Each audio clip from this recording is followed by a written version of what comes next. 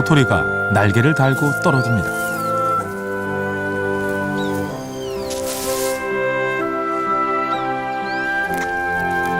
다람쥐는 도토리를 오랫동안 기다려왔죠.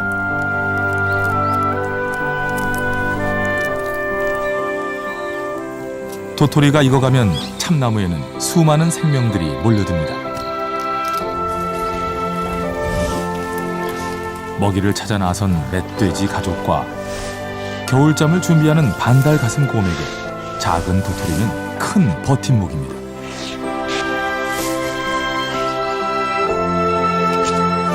탐스러운 도토리는 겨울나기를 위한 야생동물의 식량 창고인 셈이죠.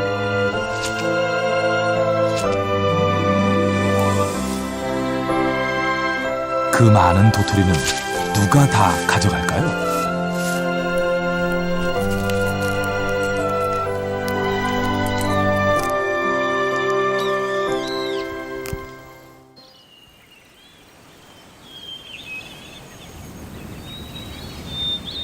복주머니를 닮은 금낭화. 봄은 땅 밑에서부터 꿈틀거립니다.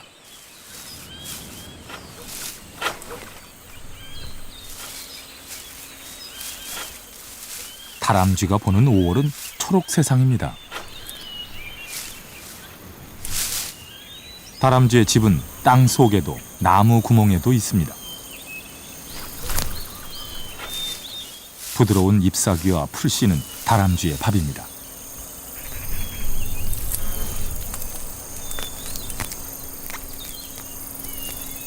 부지런히 먹이를 찾아다니는 것은 새끼를 키우기 때문이죠.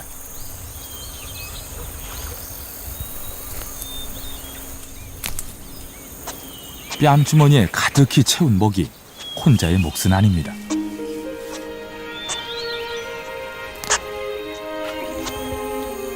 둥지 밖에서 어미를 기다리는 새끼 다람쥐. 거꾸로도 나무를 잘 탑니다.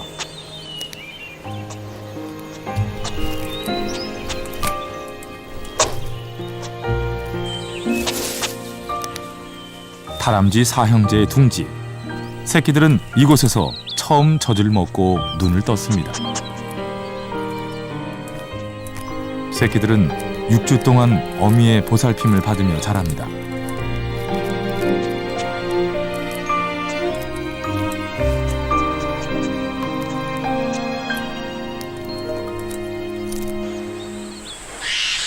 빛을 향해 잎사귀들이 기지개를 펴니다.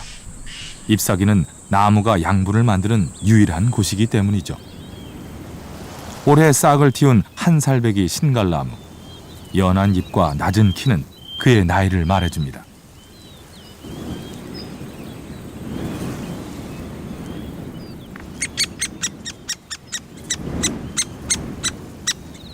신갈나무 구멍에서 어미를 기다리는 새끼. 딱따구리 어미는 하루 300여 마리의 벌레를 물어와야 새끼를 키울 수 있습니다. 참나무 주변엔 그만큼 고단백 벌레들이 많다는 얘기겠죠.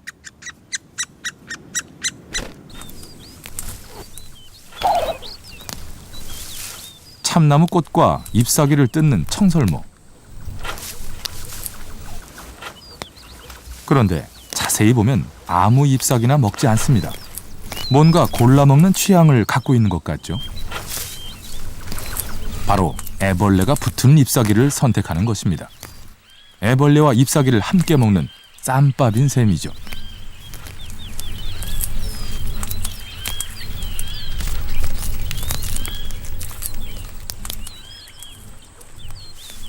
청설모.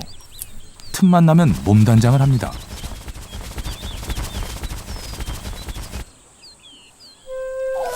둥지를 드나들 때는 더 특별 관리를 합니다. 태어난 지 보름째인 새끼들. 몸무게 약 10g. 눈과 귀는 생후 3, 4주가 지나야 열립니다.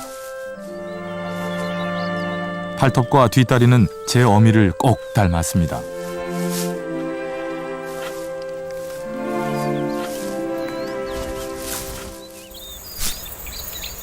이웃 다람쥐네 집. 어미가 돌아왔습니다. 그런데 쉽이 구멍으로 들어가지 못하고 쩔쩔맵니다. 입에 너무 많은 먹이를 담은 것일까요?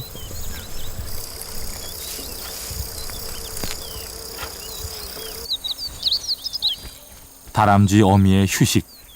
발에 땀이 나도록 뛰다 보니 세수할 시간도 부족했습니다. 침을 발라 세심하게 얼굴을 문지릅니다.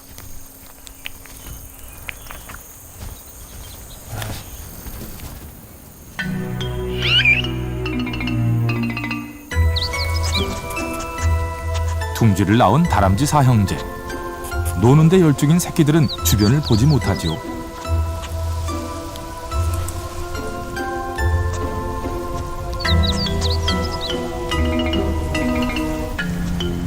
왕새매는 사냥꾼입니다. 나무를 타고 노는 새끼들. 한 마리가 떨어지고 맙니다. 놀라는 어미. 왕새매가 표적을 향해 갑니다. 어미가 손을 쓰기에는 너무 늦었습니다.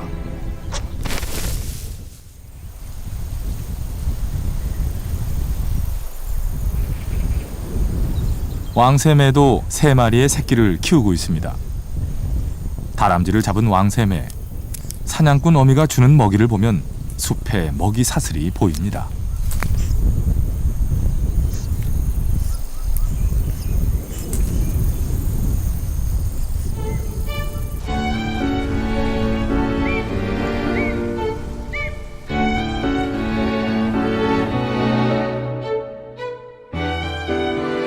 이 갈참나무의 나이는 100살쯤 돼 보입니다.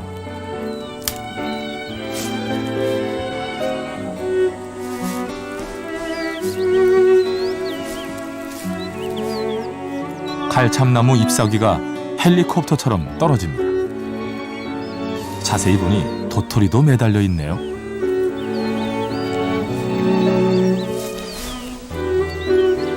잎사귀를 떨어뜨린 어미는 누구일까요?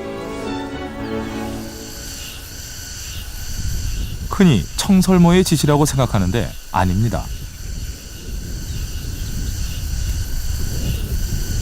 톱질을 하고 있는 녀석, 도토리 거위벌레입니다.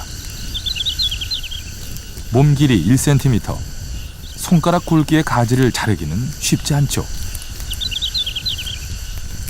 날카로운 턱과 엄청난 끈기가 가지 절단의 비법입니다. 깔끔한 톱질. 녀석은 또 다른 도토리를 찾고 있습니다. 갈참나무 가지에 붙은 쌍살벌집. 각 방에는 애벌레들이 꽉 차 있고 일벌들은 끊임없이 먹이를 물어다 나릅니다.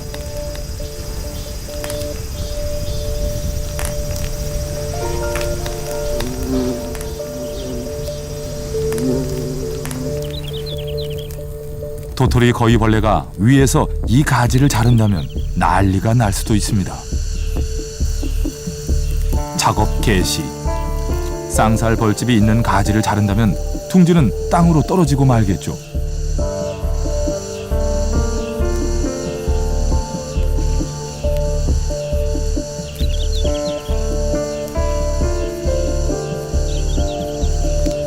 다행히 쌍살 벌집의 가지는 선택되지 않았습니다.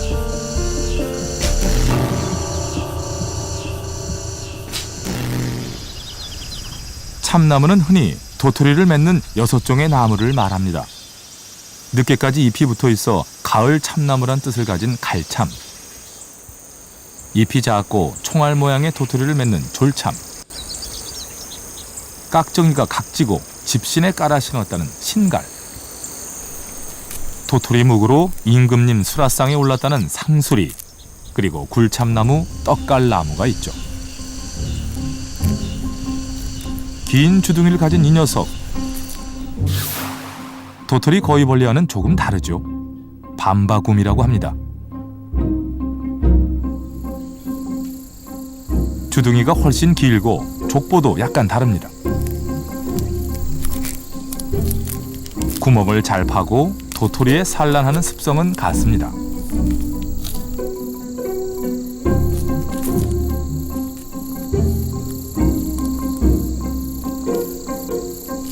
다시 도토리 거위벌레입니다.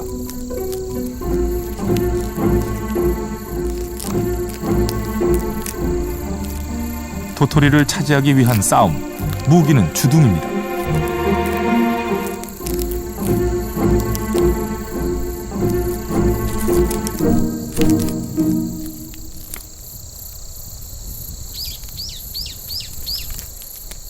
경쟁에서 이겨 차지한 도토리. 녀석은 더욱 정성을 들여 구멍을 파나갑니다.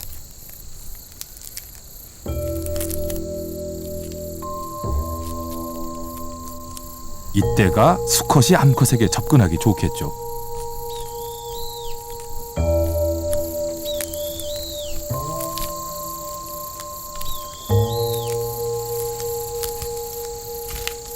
미끄러운 도토리 위에서 펼쳐지는 사랑.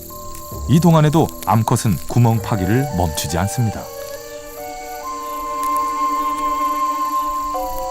더듬이로 세심하게 깊이를 재가며 파간 구멍의 깊이는 약 1cm. 터널이 완성되면 뒤로 돌아 산란을 합니다.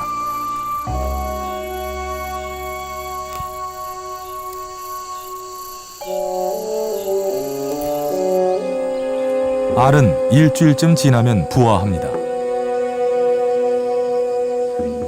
알을 도토리 밑쪽에 낳는 것은 여기가 부드럽고 맛있는 즙이 많기 때문입니다.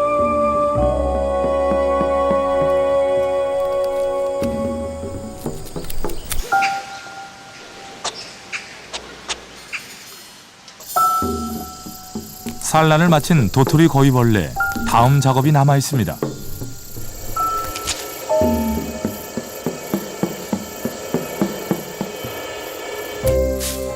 수고스러운 톱질은 도토리 속 알을 위한 어미의 마지막 배려입니다. 도토리를 먹고 자란 애벌레가 땅속으로 쉽게 들어가도록 가지를 잘라주는 것이죠. 그런데 잎사귀만 떨어뜨리는 거위벌레도 있습니다. 잎 속에는 역시 알이 들어 있습니다.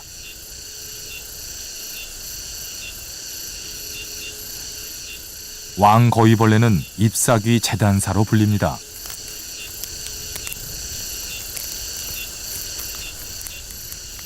녀석은 요람을 만들기 전 잎맥을 반쯤 잘라 시들기를 기다립니다.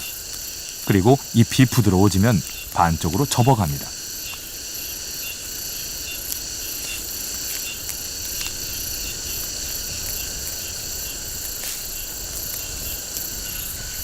그리고 그 속에 알을 낳고 밑에서부터 잎을 말아 올라갑니다. 작업은 주로 암컷이 담당하고 수컷은 주변에서 망을 보거나 못다한 교미를 이어갑니다.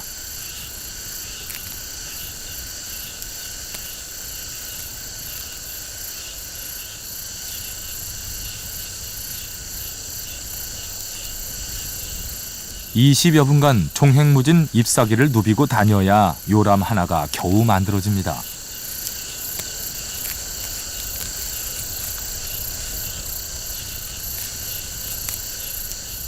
마지막 작업은 잎사귀 절단.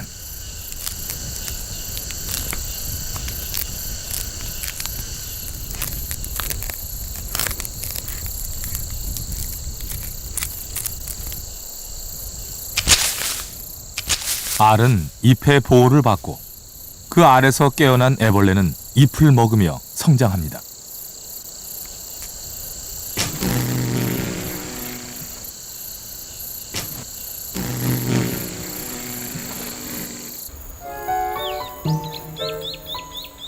참나무 왕국에는 수많은 거주자들이 살아갑니다. 도토리 옆에 도달한 잎사귀.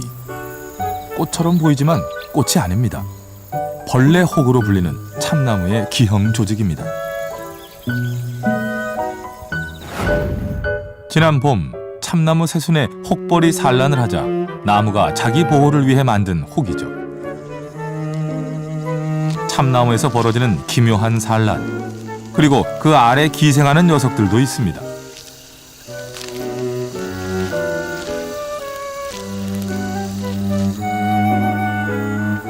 열매처럼 보이는 이것도 벌레혹입니다. 혹벌이 산란하면 조직이 급격하게 자라며 갖가지 모양의 벌레 혹을 만들어냅니다. 구슬 모양의 벌레 혹은 혹벌에게 안전하고 영양 공급이 끊이지 않는 요람인 셈이죠.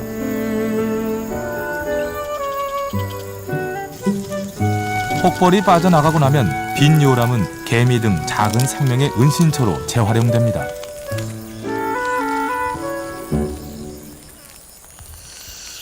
수령 100년의 갈참나무. 굵은 껍질에는 100살의 나이가 패여 있습니다.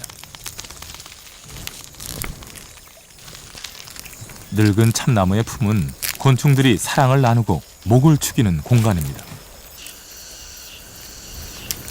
넓적사슴벌레가 나무 틈에서 고개를 내밉니다. 참나무 수액을 먹기 위해서죠. 빨대를 꽂은 청띠 신선나비. 넓적사슴벌레의 집 앞에서도 밀리지 않습니다.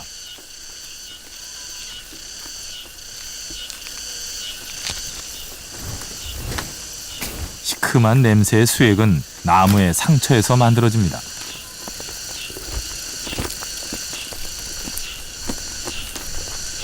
입술을 팽창시켜 목을 축이는 수액파리.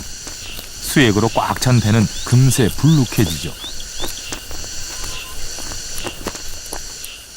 낯선 손님 아무르 풍뎅이 부치도 왔네요.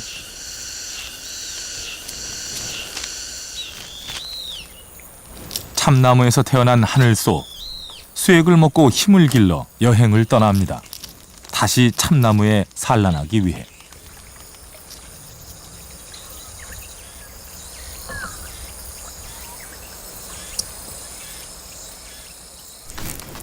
도토리가 익어가는 9월, 공중에서 도토리를 가져가는 녀석들도 있습니다.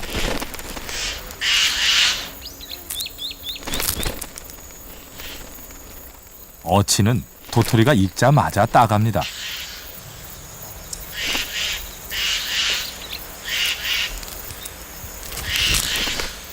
도토리를 딸 때 손을 대신하는 것은 강한 불이지요.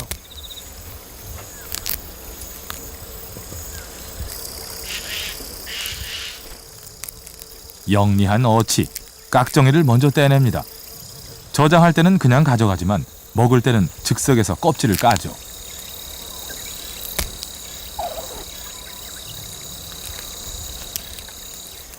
목에 담는 도토리는 저장용입니다.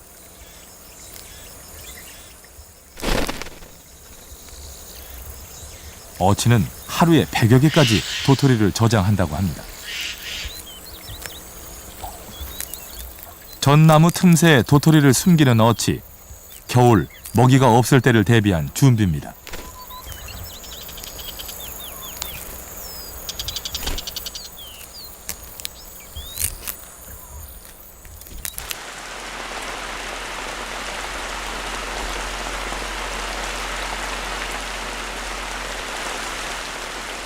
들풀은 꽃에 에너지를 집중하지만 나무는 모든 에너지를 열매에 투자합니다.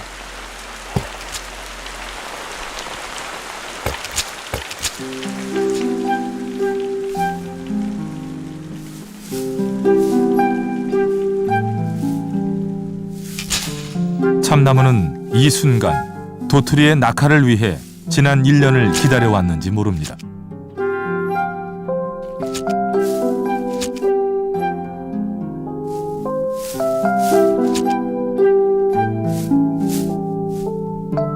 어미 나무와 도토리의 이별. 도토리는 어디로 갈지 모르지만 그것은 새로운 삶의 시작입니다.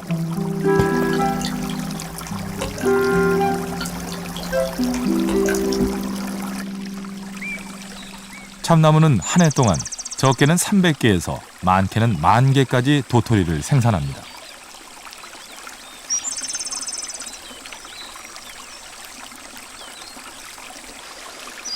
단백질과 지방, 그리고 전분이 풍부한 도토리. 다람쥐는 그 맛과 영양을 익히 알고 있죠.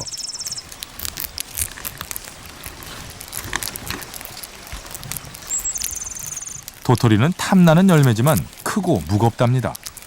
다람쥐의 몸무게는 약 50g. 다람쥐 입에는 도토리가 몇 개나 들어갈까요?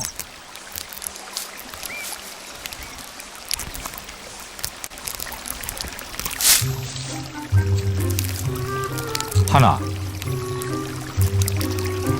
둘. 도토리를 돌려가며 껍질을 벗기는 다람쥐.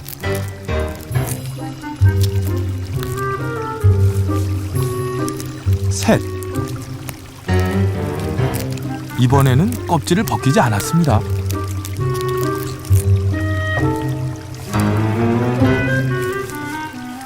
그리고 넷, 다섯, 여섯 가지 미련이 남지만 마음이 조급합니다. 청설모도 도토리를 기다려왔습니다.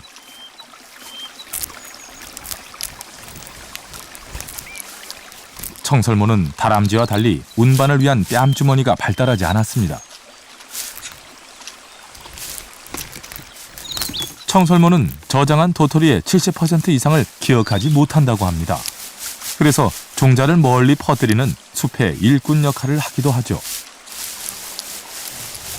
도토리는 다람쥐와 청설모를 키우고 다람쥐와 청설모는 다시 도토리를 키웁니다.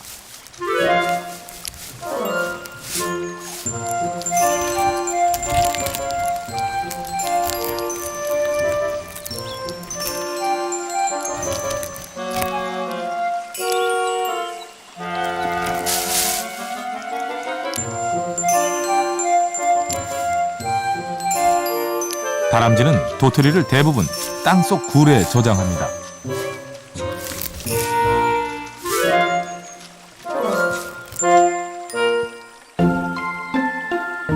굴은 1m쯤 들어가다 좌우 T자형으로 갈립니다. 도토리는 겨울잠을 자면서 틈틈이 먹을 다람쥐의 월동 식량입니다.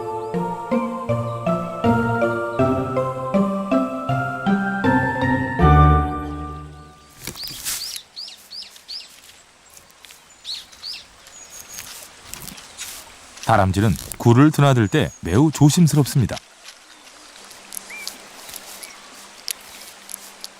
굴에서 나오면 반드시 침을 발라 세수를 합니다. 수염과 코를 깨끗하게 해야 냄새를 잘 맡을 수 있기 때문이죠.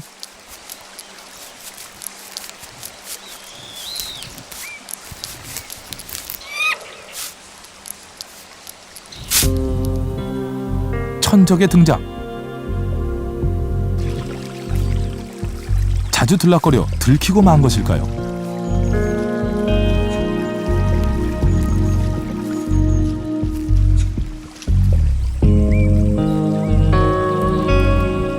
다람쥐 굴 앞에 선 고양이. 고양이는 먹잇감을 노리면 꼼짝 않고 반나절도 버팁니다.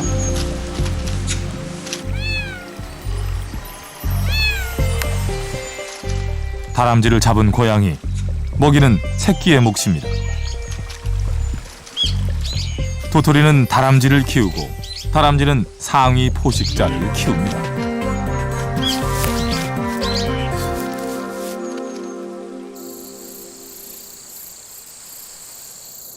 가을은 열매의 계절. 참나무과에 밤도 익어갑니다.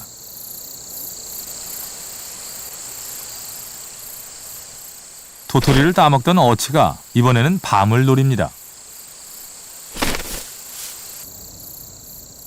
밤송이 가시밭길을 헤쳐나오는 녀석은 밤바구미. 긴 주둥이는 도토리보다 큰 밤까지 파고들도록 적응한 결과입니다. 밤 위를 헤집고 다니는 것은 산란 자리를 찾기 위한 것입니다.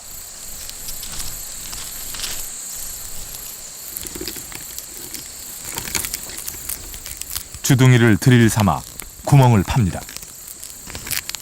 원하는 깊이는 약 1.2cm. 더듬이로 치수를 재가며 작업을 하죠.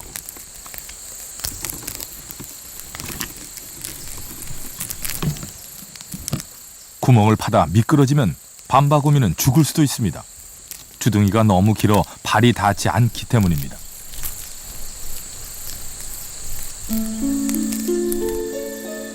놀라운 것은 산란관의 길입니다.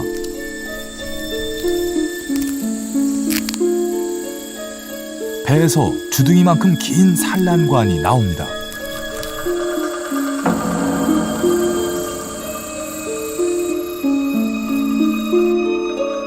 밤알의 중앙에 산란하기 위한 주둥이와 산란관의 놀라운 설계입니다.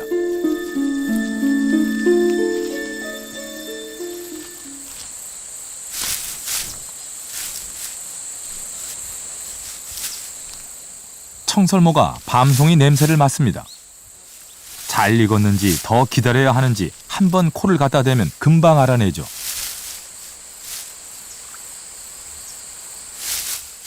나뭇가지를 넘나들며 밤송이를 살피지만 아직은 때가 아닌 모양입니다.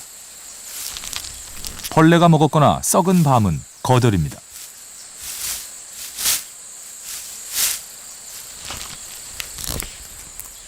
밤알을 꺼내기는 쉽지 않습니다.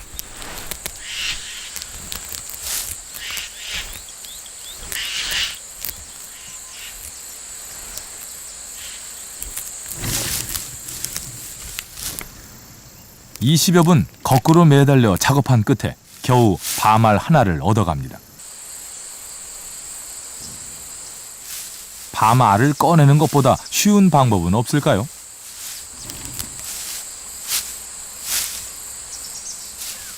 이번에는 밤송이를 통째로 뜯어내는 방법을 시도합니다.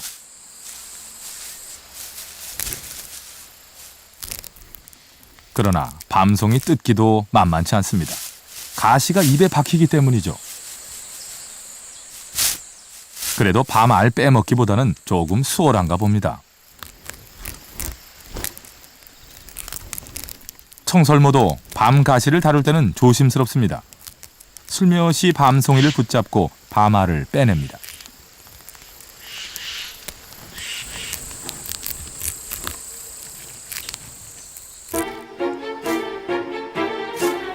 나무를 넘나드는 점프와 질주. 고개에 가까운 청설모의 나무 타기는 열매를 따먹기 위한 진화의 산물입니다.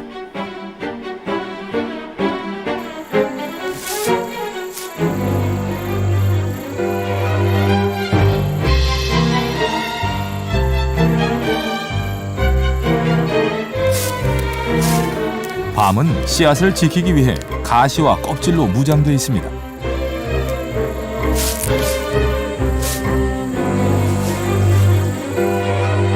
하지만 어미나무의 각별한 배려 속에 키워진 밤 열매의 여정도 순탄치는 않아 보이네요.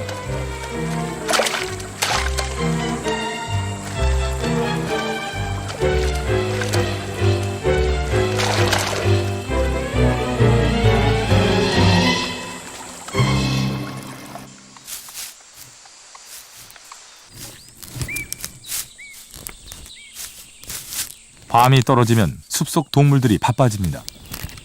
밤송이를 주운 청설모. 하지만 떨어진 밤도 빼먹기는 쉽지 않습니다.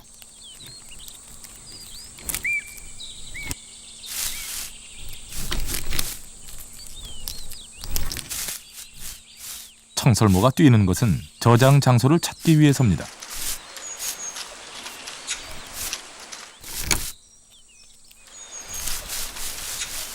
밤을 흙 속에 묻어넣고 발로 토닥거려줍니다. 다른 청설모가 못 찾도록 숨기고 겨우내 열매가 마르지 않도록 하기 위해서죠.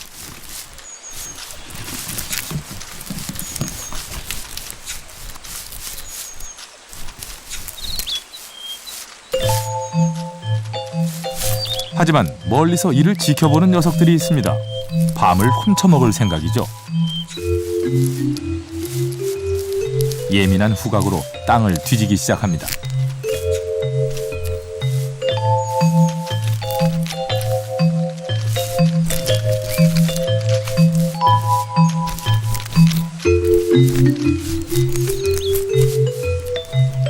밤이 떨어지면 이렇게 먹이를 숨기고 훔치는 풍경이 하루 종일 이어집니다.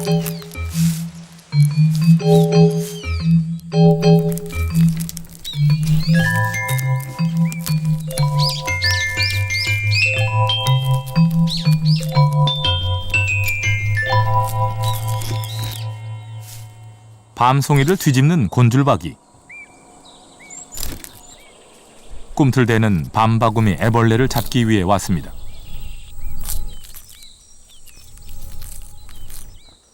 곤줄박이에게 밤바구미 애벌레는 가을 특식.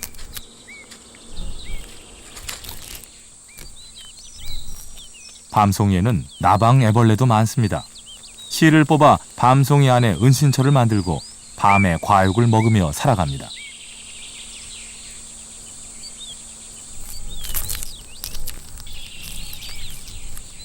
모두 새들이 그냥 지나칠 수 없는 먹잇감이죠.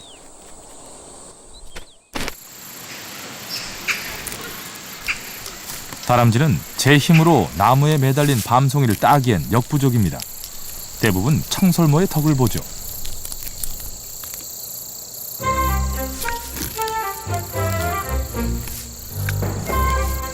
머리통만한 밤, 땅에 떨어진 밤은 다람쥐에게 횡재입니다. 밤 껍질을 까고 저장하는 것은 껍질 속에 숨어있는 애벌레들을 없애기 위해서입니다. 다람쥐의 뺨주머니에는 밤이 3개까지 들어간다고 하네요.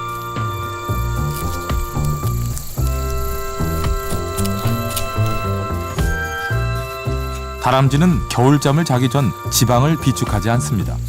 그래서 먹이를 많이 저장해야 굶어 죽지 않고 겨울을 날 수 있습니다.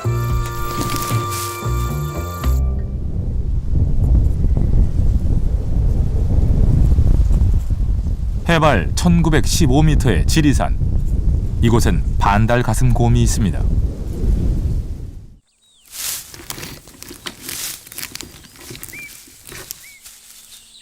반달 가슴곰은 봄엔 산나물, 여름엔 머루와 다래, 가을엔 도토리를 주로 먹고 삽니다.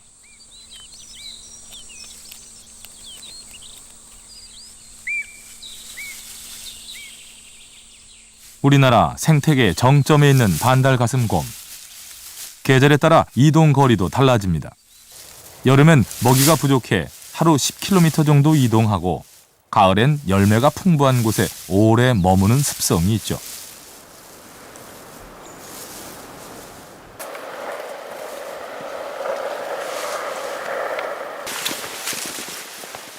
반달 가슴곰을 무선 추적하는 종보건기술원의 조사팀.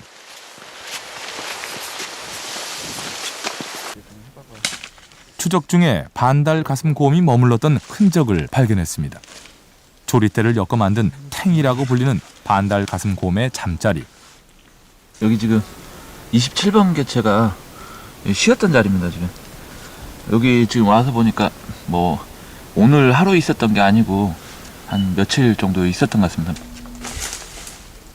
잠자리 주변을 살피는 조사팀. 곰의 배설물을 찾았습니다.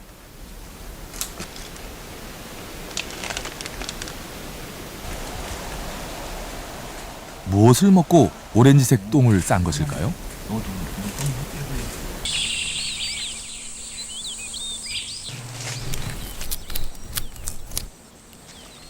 반달 가슴곰의 흔적을 쫓아가자 감밭이 나왔습니다.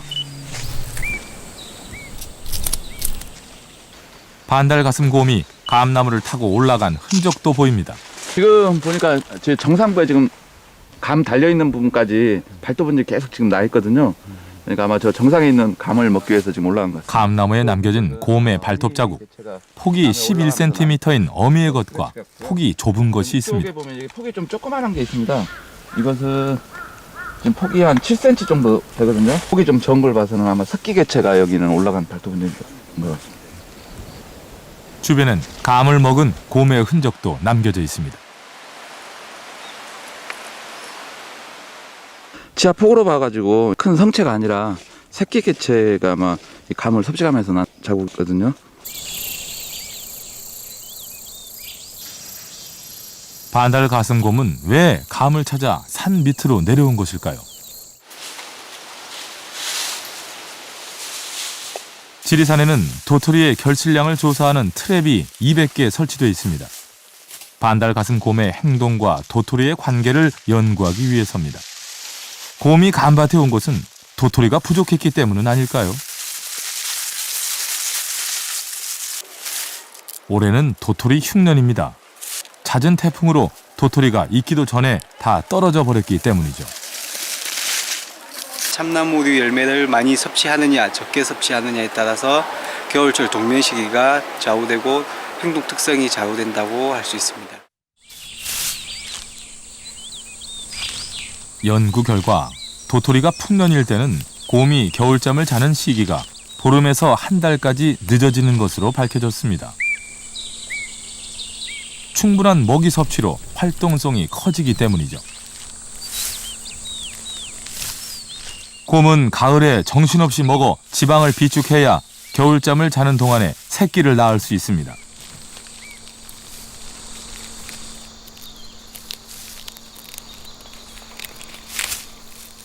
도토리나 밤과 같은 견과류나 달에 머루와 같은 장과류, 그 밖에 이제 다른 자연식 먹이가 굉장히 많은데, 먹이를 굉장히 많이 섭취함으로 인해서 겨울철 이제 동면 활동에 성공적으로 날 수 있는 요인이 될 수 있는 거죠.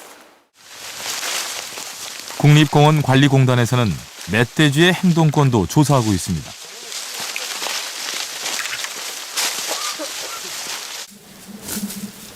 멧돼지는 반달가슴곰과 먹이가 겹치는 부분이 있죠. 도토리와 밤 등 가을 열매를 좋아하기 때문입니다.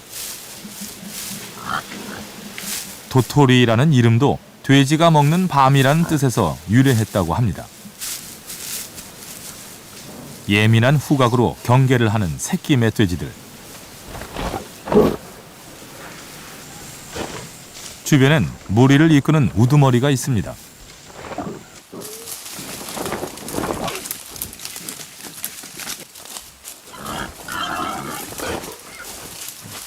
이제 갓 몸의 줄무늬를 벗은 새끼들.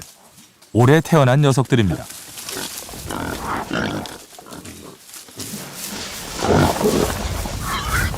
새끼는 모두 7마리. 우두머리의 뒤를 따르며 조심스럽게 먹이를 찾습니다.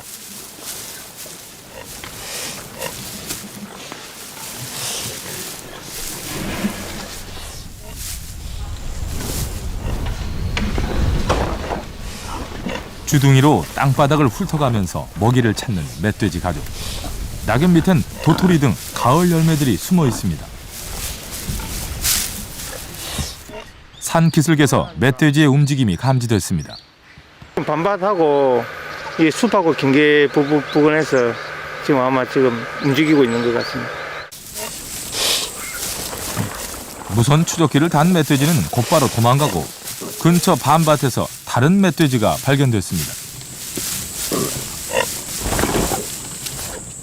몸무게 130kg이 넘는 육중한 몸. 밤은 멧돼지에게 커다란 유혹입니다.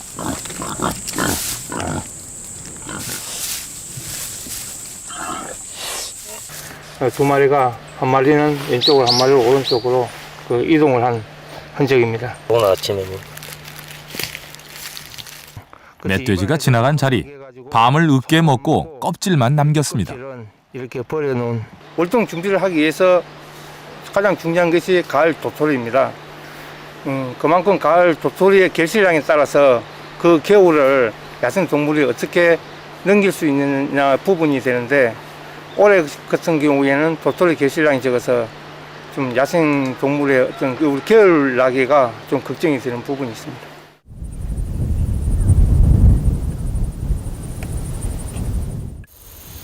가을 산에서는 굶어 죽지 않는다는 말이 있습니다. 온갖 열매와 버섯 등이 많기 때문이죠. 도토리의 가장 큰 천적은 누구일까요? 인간입니다. 흉년이어서 얼마 되지 않는 도토리를 사람들이 다 주워갑니다.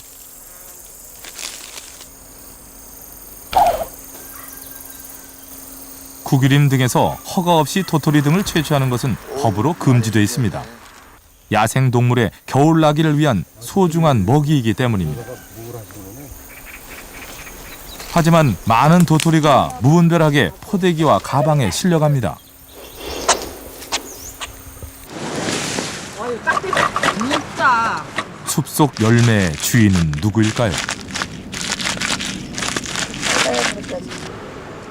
도토리 묵을 만들기 위해 산에서 가져온 도토리. 도토리 묵 한 접시는 다람쥐의 한 달 식량입니다.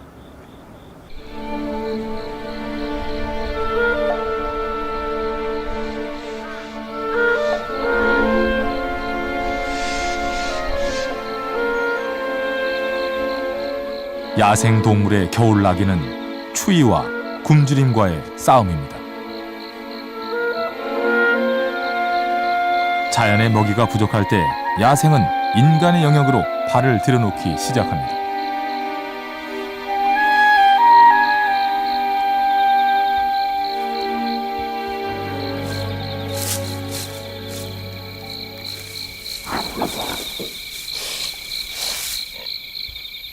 산에서 멧돼지 무리가 내려옵니다.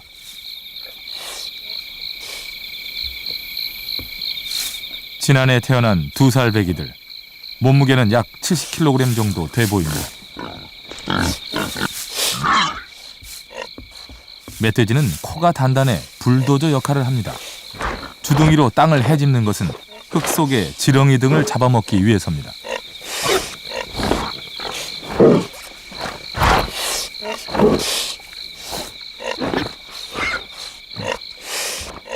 코로 밀어내 만들어진 고랑의 길이는 15m가 넘습니다.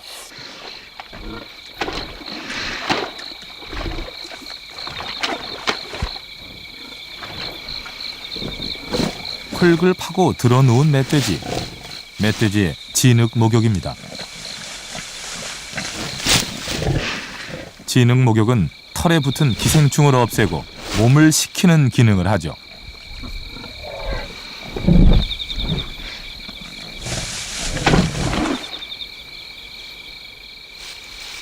인간이 생산하는 가장 많은 열매는 쌀입니다. 논에 들어간 4마리의 멧돼지, 나락을 통째로 훑어먹습니다.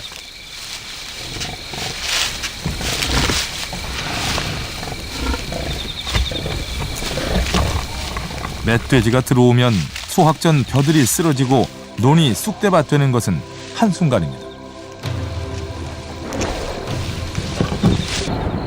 멧돼지의 짓밟힌 논, 이것은 곧바로 인간과의 충돌로 이어집니다. 멧돼지가 농가에 내려오는 것은 산의 열매가 부족하기 때문이기도 합니다. 인간의 도토리 약탈은 야생 동물의 농가 약탈로 이어지고 비극은 악순환됩니다.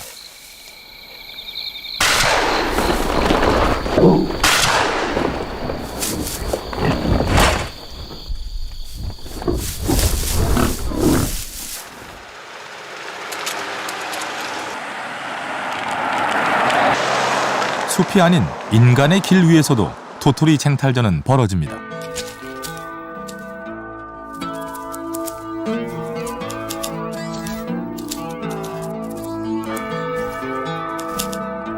떼구르 구르는 도토리, 어디로 향해 갈까요? 도토리가 가는 길의 끝에서 야생과 인간은 다시 충돌합니다.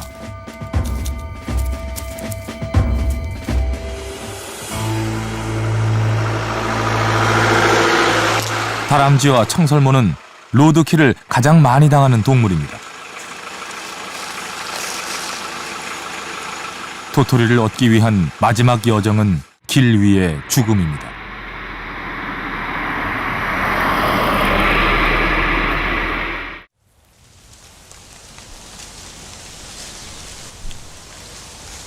열매의 계절이 끝나갑니다. 동고비는 주워온 잣씨앗을 땅에 저장합니다.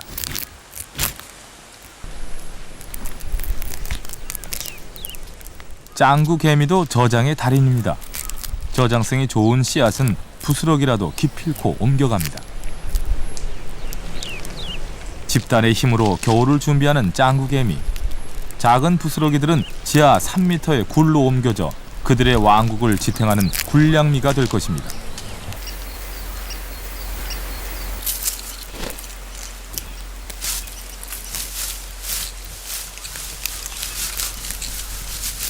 다람쥐가 찾는 것은 청설모가 숨겨놓은 도토리입니다.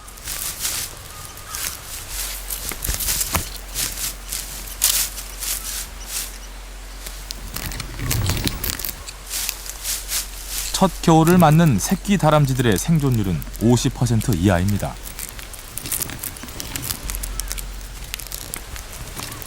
겨울을 온전히 넘기느냐 마느냐는 얼마나 도토리를 많이 저장하느냐에 달려 있습니다.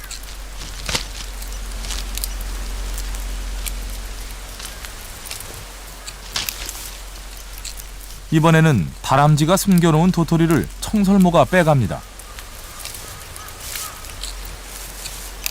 훔친 도토리를 다시 저장하는 청설모. 야생의 도토리 쟁탈전은 숲을 건강하게 하고 자연의 자원을 조화롭게 배분합니다.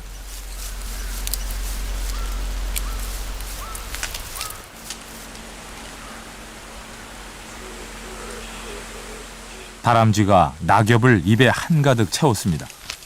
추위와 싸우는 다람쥐의 전략은 먹이 저장, 털갈이, 그리고 보금자리를 만드는 것입니다.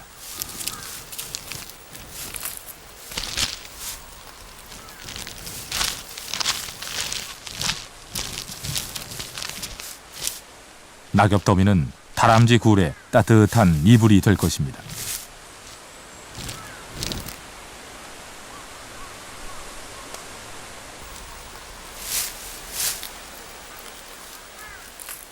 이제 겨울 준비가 끝나갑니다.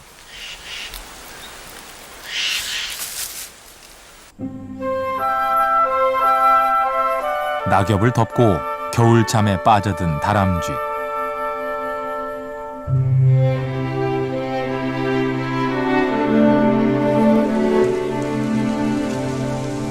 다람쥐가 저장한 도토리는 내년 봄 어떤 모습으로 싹을 틔울까요?